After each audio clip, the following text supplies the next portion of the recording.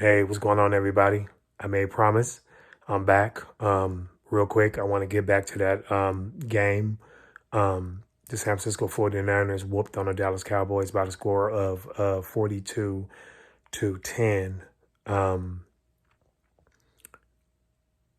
I ain't never seen nothing like that before in a long time out of the San Francisco 49ers.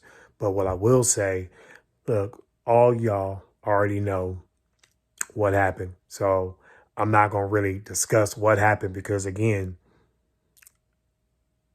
the 49ers, they dominated on both sides of the field.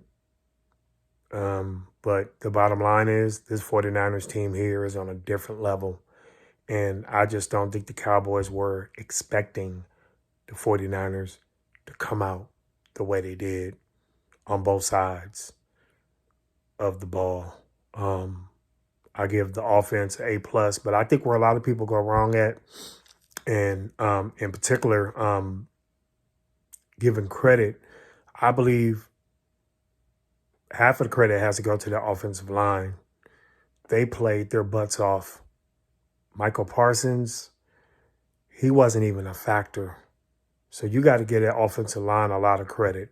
They were able to pretty much allow Brock Purdy and Christian McCaffrey, Jordan Mason, Deebo Samuels, Brandon Ayuk, George Kittles, Kyle Juszczyk to do what the hell they wanted to do in all aspects of the game. Defensively, what else can you say?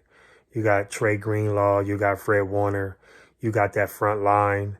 You got to give Steve Wilkes a lot of credit. He really believes that that front four, that defensive line, can take care of business and cause havoc without blitzing. They got two of the best linebackers in the league. And then they have 5 guys back there in that secondary that make awesome plays. So Gibson, Hufanga, Lenore, man, they got a squad. And so, you just have to give the 49ers a lot of credit. Like Kyle Shanahan said, it was all about locking in throughout the week, film, and just strategy. And that's what they did. So surprise, hell yeah. Of course I'm surprised. But at the end of the day, man, the 49ers are the best team of football. Hands down, as I said earlier today, they're the best team of football. They're 5-0. It's going to be hard to beat this team unless the 49ers don't show up to play. And what's so scary is they just made a trade last Friday, as I said earlier, for defensive end linebacker Randy Gregory. They used to play for the Cowboys. They got him from the Denver Broncos. So just wait until they get him involved with the scheme of things. You know what I'm saying? He's going to study the playbook and he's going to be ready to play. So he doesn't have to start. But if he does, watch out. That team, 49ers going to be hard to beat. Now, remember, they went in playing at home against the number 1 ranked defense in the Dallas Cowboys. The San Francisco 49ers are ranked number 2. But one of the things that I want to talk about real quick is Dak Prescott.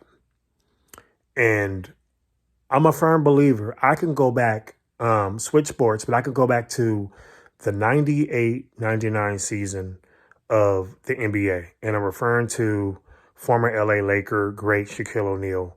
One thing he made clear was, and this is reference to Dak Prescott, sometimes you can be too focused where you lose focus. Does that make sense? So meaning in Shaquille O'Neal's point of view, you go back to that season, it seemed like he was focused, but then he was just over focused. And sometimes meaning that sometimes you can outsmart yourself and that won't lead you to a championship. So when I go to Dak Prescott, he was so pissed off at the reporters last week for talking about, hey, did you get over the playoff game? And he used that as motivation, as he should. But I just believe because you could just tell every time when Dak Prescott and that offense was sitting on that bench, but I looked at Dak Prescott and you could just see he was just so locked in to when he couldn't believe what was going on. And reference 25 years later from 99 or 98, 99 to now, which is 2023, I just believe that he had that same antidotes that Shaquille O'Neal had. And all I can say is that you have to allow your talents and your instincts to play the game smart. And Dak Prescott didn't do that. But one thing I'm going to say, because I'm not going to put all the blame on Dak Prescott, because they got a lot of fish to be seasoned, battered, and then refried. And the reason why I say that is because they need another receiver besides CeeDee Lamb. They got some talented players, but they need another receiver. To me, they need another tight end. That's just me. So Cowboy fans, don't take it the wrong way. I'm just telling you what I see. Because when you look at the San Francisco 49ers, their offense, at every position, they're gifted. Kyle Juszczyk is the best fullback blocker in the league, if there's any more to even consider. But I just think the Cowboys, look, Texas Coast offense, I get all that. But at the end of the day, they gotta do better. And I believe by them losing that cornerback, Diggs, that hurt them. And I'm not making excuses, but I'm saying that really hurt them on defense. But at the same time, there's no mercy. When you go out there and put them cleats on, that helmet and them shoulder pads, there's no mercy. There's no excuses. You still have to play. But I'm saying the Dallas Cowboys need to address their issues moving forward. I know I saw a lot of things in the media in terms of, let's say, Marco Parsons get mad at George Kittle's all because for some reason he felt some type of way because he had on an old school shirt that Gary Plummer wore in the NFC title game, supposedly, back when the 49ers defeated the Dallas Cowboys. But it said, fuck Dallas. Okay, I get it. You're mad. You know, you had a lot of respect for George Kittle.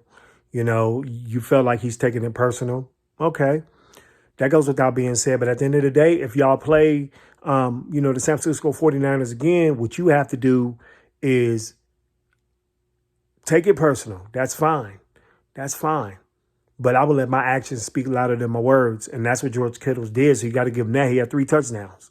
One of the best tight ends in all of football. He will be a future Hall of Famer, just like you will be, Michael Parsons. But at the end of the day, just can't make excuses, you know? I mean, hey, you guys just got whooped. So good luck the rest of the way. I know y'all going to play the Chargers next Monday night, the LA Chargers. So good luck. Hope everything work out for y'all. Don't wish bad on no team in the NFL, especially no injuries. Moving forward with the San Francisco 49ers because they are, again, the best team in football. I think Brock Purdy doesn't get the credit he deserves. He's not a game manager. That's something I want to talk about. He is a legit quarterback. So all you haters out there, keep on hating, keep on making excuses. No, after this game now, some of the naysayers want to give him credit. No, you should have been giving credit a long time ago, like last season. The man didn't win all those games for nothing. And something else I want to say before I forget. Brock Purdy reminds me of Joe Montana. And I'm not saying Joe Montana's greatness. I'm saying his poise, his confidence, his composure, and his patience. And when I say that, George Kittle's said the same thing. The dude, Monday, Tuesday, Wednesday, Thursday, Friday, Saturday, Sunday, the guy is the same.